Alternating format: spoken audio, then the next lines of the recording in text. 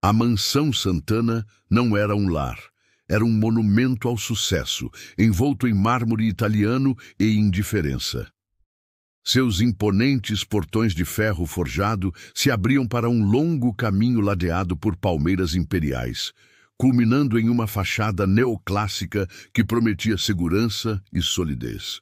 Por dentro, porém, reinava uma frieza que nem o sofisticado sistema de aquecimento conseguia dissipar. Naquele final de tarde, o sol de inverno se esvaía sobre os vastos jardins e a única fonte de calor humano vinha da sala de estar secundária. Ali, no tapete persa que valia o salário de um ano de qualquer funcionário, estava Marina Santos. Com 32 anos e 2 anos e meio de dedicação à família Santana, Marina era a babá.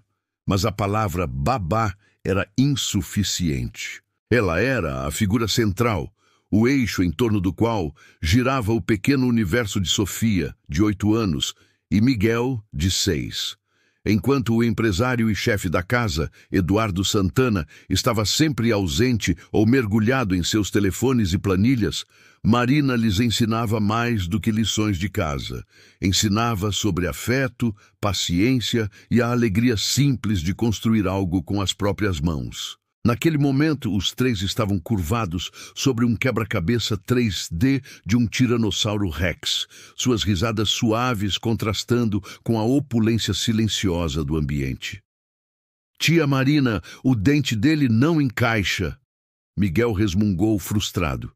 Marina sorriu, seu rosto cansado mas luminoso, e tocou o ombro dele. Lembra o que aprendemos? A calma é o nosso superpoder. Tenta de novo. Mas olhando a forma, não a força. A harmonia foi destroçada pelo som. Não era o toque da campainha, nem a vibração de um celular. Era o som de uma invasão. Eduardo Santana não entrava no hall de sua mansão. Ele irrompia. Seu corpo, envolto em um terno de corte impecável e sapatos italianos lustrosos, irradiava uma fúria controlada, mas palpável. Seus passos eram pesados, calculados para anunciar a tempestade que ele trazia consigo, silenciando instantaneamente a risada das crianças. Eduardo parou no arco da sala de estar, seus olhos escuros fixos em Marina, com uma intensidade que a fez recuar, instintivamente para perto das crianças. Ele segurava uma pasta de couro e um maço de papéis que pareciam queimar em suas mãos. Marina Santos! A voz dele era cortante e baixa, a verdadeira marca de sua raiva. Arrume suas coisas. Você está demitida, por justa causa. O chão pareceu ceder sob os pés de Marina. Demitida? Senhor Eduardo, o que está acontecendo? Ele jogou os papéis na mesa de centro, espalhando extratos bancários e documentos friamente impressos. Não se faça de ingênua. Eu pensei que você fosse diferente, pensei que fosse íntegra, mas você traiu minha confiança e a confiança das minhas filhas. Ele fez uma pausa dramática, absorvendo o choque dela. Você está sendo acusada de roubo, desvio de fundos da conta da casa. O coração de Marina começou a bater um ritmo frenético e doloroso. Roubo? Eu jamais faria isso.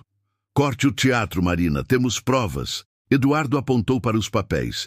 500 mil reais, 5 mil por mês, durante 8 meses, desviados para uma conta que magicamente está no seu nome.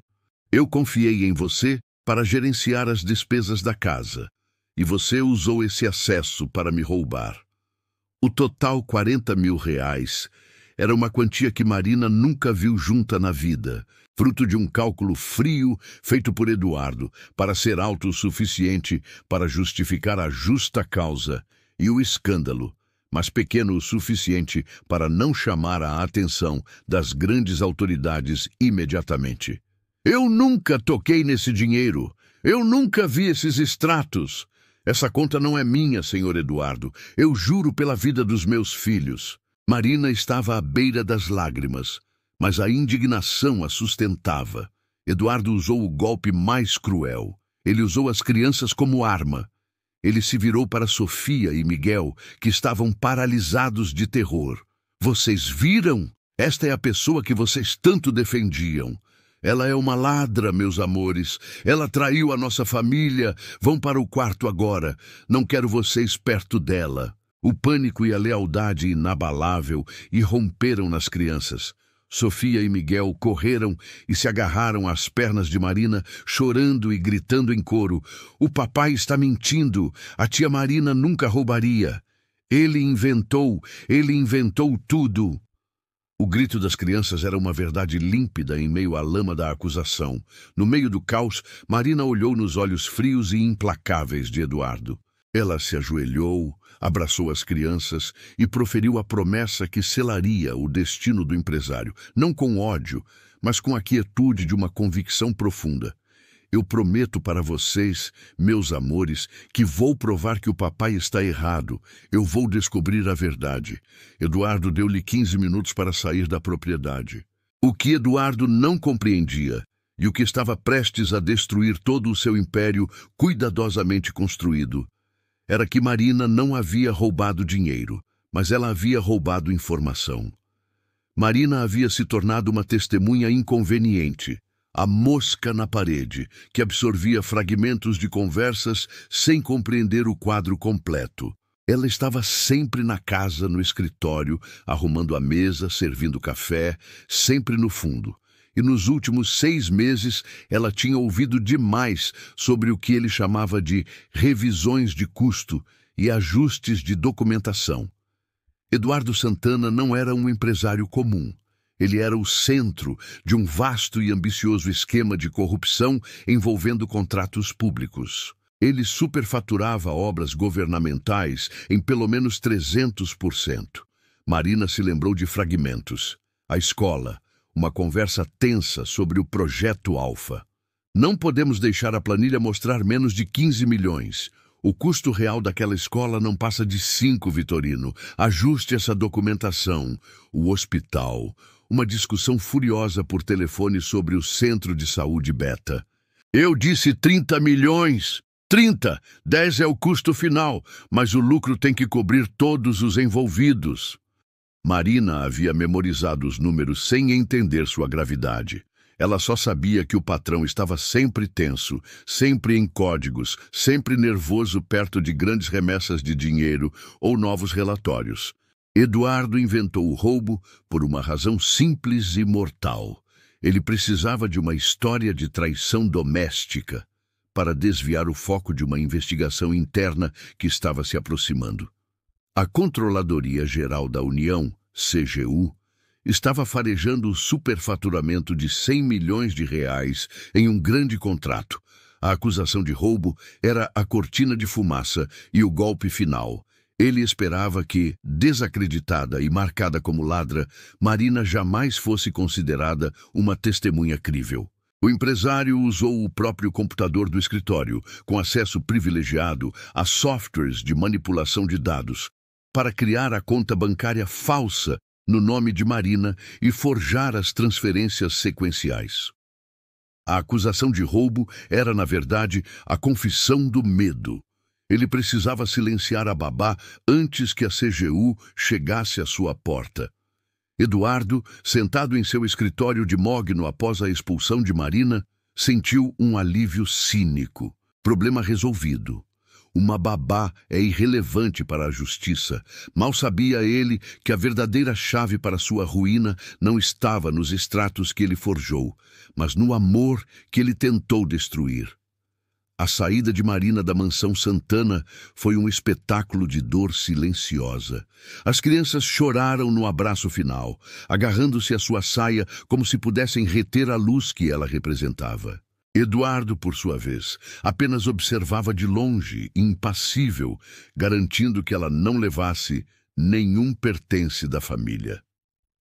15 minutos depois, Marina estava na rua, com uma pequena mala e a reputação destruída, mas com a promessa de inocência ardendo em sua alma.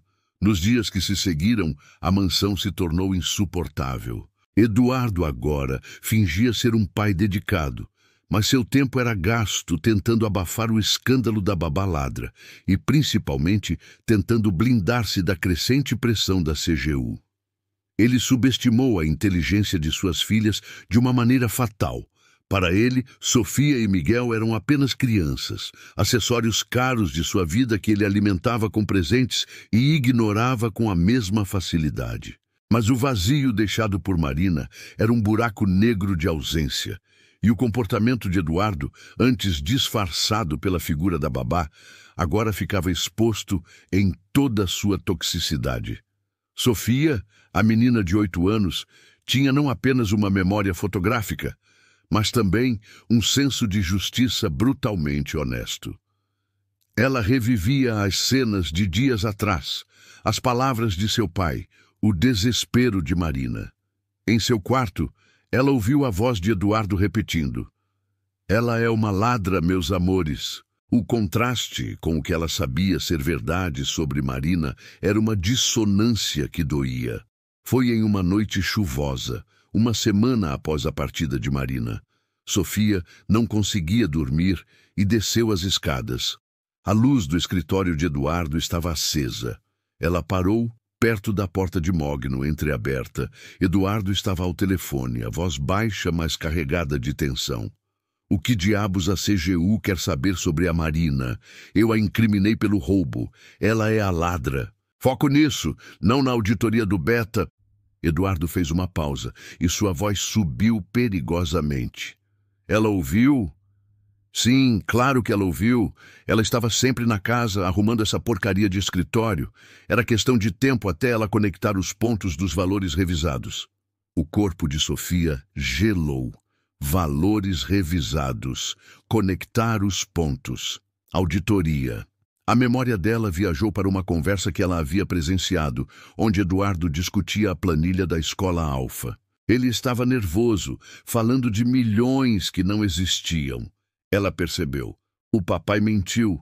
A tia Marina não roubou nada. Ele inventou tudo porque ela sabia sobre coisas erradas que ele fez no trabalho. A babá, que lhes ensinara a diferença entre o certo e o errado, estava sendo punida por ter descoberto a verdade do pai. Movidos por um amor incondicional por Marina, Sofia e Miguel se tornaram conspiradores. O plano, embora ingênuo na execução, era poderoso em sua motivação. Eles tinham que conseguir uma prova. Eles se lembraram de uma lição simples de Marina. Flashback. Meses antes, Marina estava ensinando Sofia a gravar suas aulas de piano para revisar. "Filha, a tecnologia é sua amiga. Se você não puder anotar, grave. O áudio não mente. É uma câmera escondida na sua voz." Sofia correu para o quarto e pegou o celular antigo que o pai havia lhe dado para jogos. Ela sabia exatamente onde estava a função de gravador. "Miguel, você fica de vigia no corredor. Se o papai sair do escritório, você me avisa." "Mas e se ele nos pegar, fia?" Miguel tremia. "Ele não vai. Ele nunca nos vê de verdade. Ele só vê o dinheiro dele." Sofia retrucou com uma maturidade assustadora. Eles esperaram. A oportunidade surgiu na manhã seguinte. Eduardo estava no escritório preparando-se para uma reunião com o Dr. Vitorino Sampaio, seu advogado e cúmplice. Ele estava estressado, ajustando os detalhes de sua versão dos fatos. Sofia agiu com a rapidez de uma ninja. Ela deslizou pelo corredor, abriu a porta do escritório apenas o suficiente para encaixar o celular, escondido atrás de um grande vaso de plantas, e ligou o gravador. A voz de Eduardo, clara e fria, começou a preencher o arquivo de áudio. Eduardo: "Vitorino, a história da Marina tem que ser mantida. Diga ao juiz que ela era instável, que usou o acesso para criar a conta. O valor é pequeno, mas o suficiente para um crime de quebra de confiança." Dr. Sampaio, voz abafada: "Mas o promotor está questionando a origem dos fundos que a babá supostamente desviou, e o Tribunal de Contas está apertando sobre a documentação do hospital." Eduardo: "A Marina era o único problema real. Ela estava sempre na casa, sempre ouvindo conversas sobre os 30 milhões do hospital. Eu a ouvi uma vez perguntando à governanta por que a fatura do aço era 10 vezes maior que o normal. Ela era smart demais para sua própria sorte. Era questão de tempo até ela conectar a mentira do roubo aos meus negócios de verdade. Ele riu secamente. Eu criei a conta falsa e fiz as transferências do meu próprio notebook, para ter certeza de que ficava tudo em casa. O roubo é a fumaça para o incêndio. Doutor Sampaio. Temos que ter cuidado com essa confissão, Eduardo. Eduardo, relaxe, Vitorino. Quem vai me incriminar? As crianças, elas me amam. E a babá? Ela é uma ladra desempregada. Não existe chance de essa gravação sair do meu escritório. Sofia ouviu o clique do pai desligando o telefone. Seu coração estava na garganta. Ela esperou um momento, correu, pegou o celular e subiu as escadas. A gravação estava lá, com a voz de Eduardo em alta definição, confessando que havia inventado o roubo e que Marina era perigosa por sua inteligência. As crianças tinham a câmera escondida. A gravação da verdade, movida por uma lealdade que Eduardo, em sua cegueira pelo poder, nunca poderia entender. Do lado de Marina, a vida era uma luta árdua. Ela estava morando de favor e seu advogado, um defensor público chamado Dr. Cláudio Lima, trabalhava com recursos escassos, mas com uma fé inabalável em sua cliente.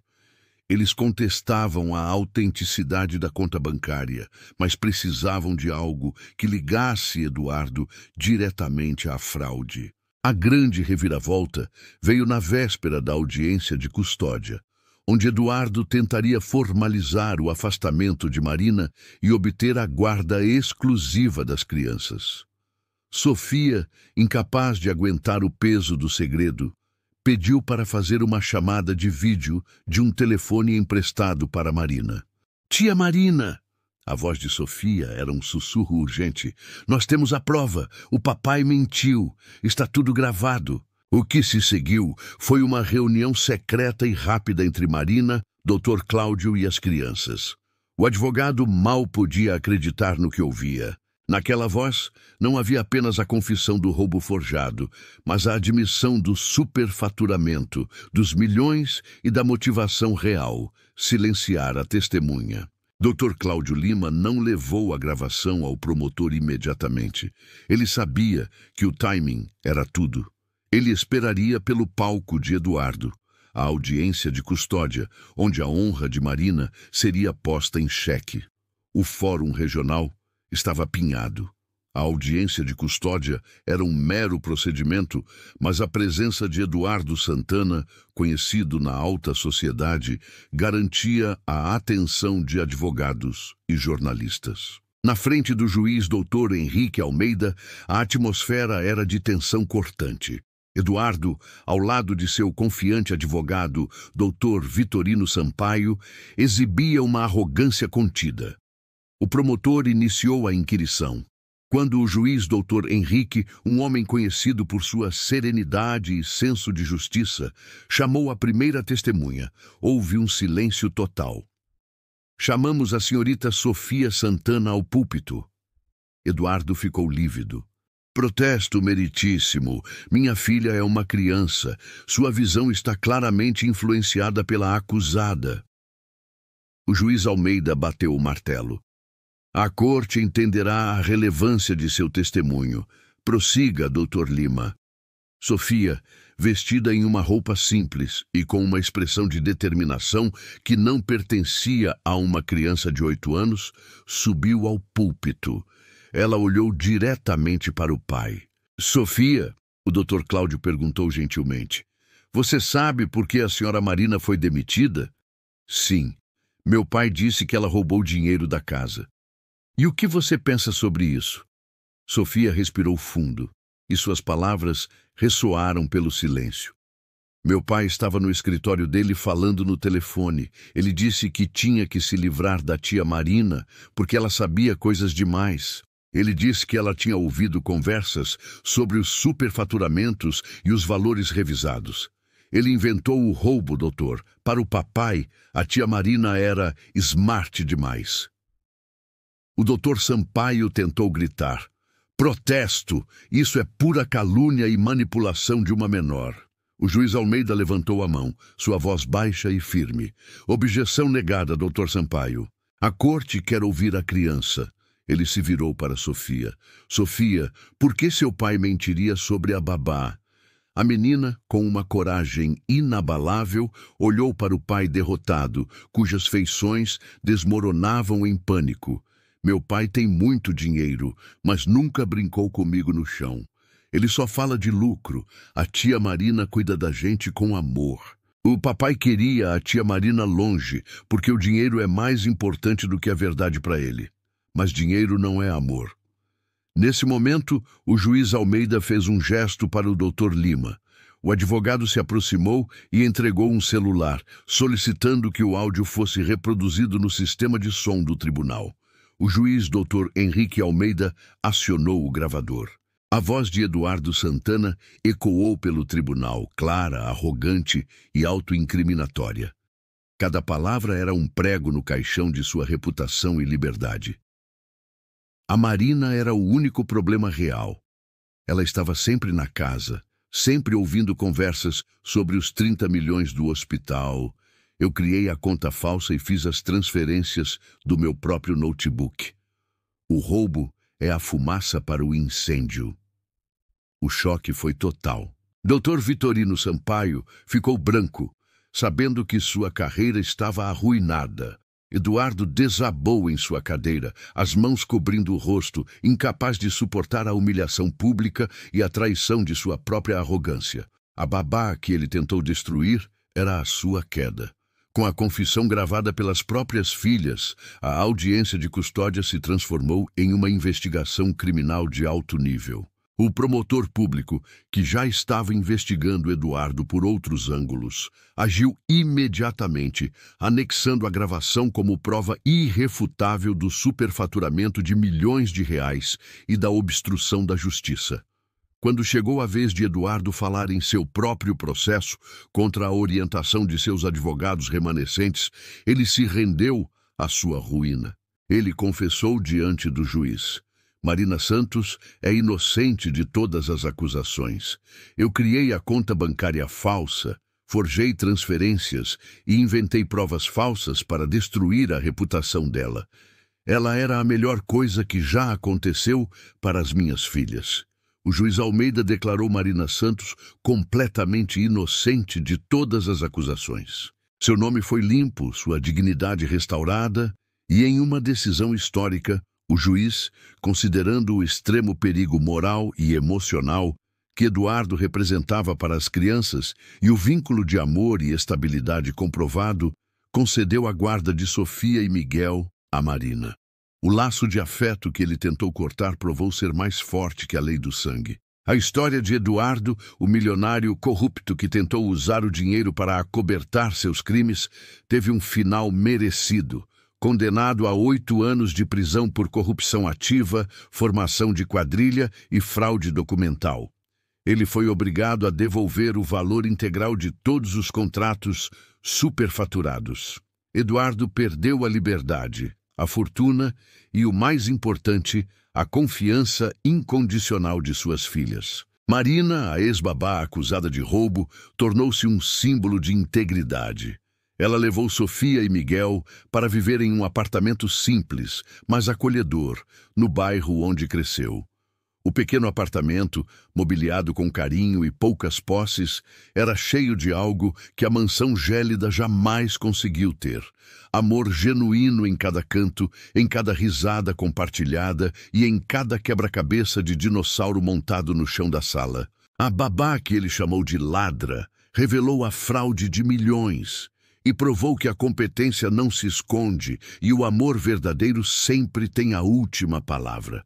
E aí, o que você faria no lugar da Marina, após ter sua honra restaurada e a responsabilidade de criar 2 crianças que a amavam? Me conta, porque a história de gente invisível que move montanhas é a prova de que a competência e o coração nunca se escondem. Cada história que compartilhamos aqui carrega um pedaço da nossa humanidade. Se esta história tocou a sua alma e lhe proporcionou um momento de profunda reflexão, Deixe seu like para não perder as próximas lições e emoções que a vida nos traz. Inscreva-se e junte-se a nós nesta galeria de grandes histórias.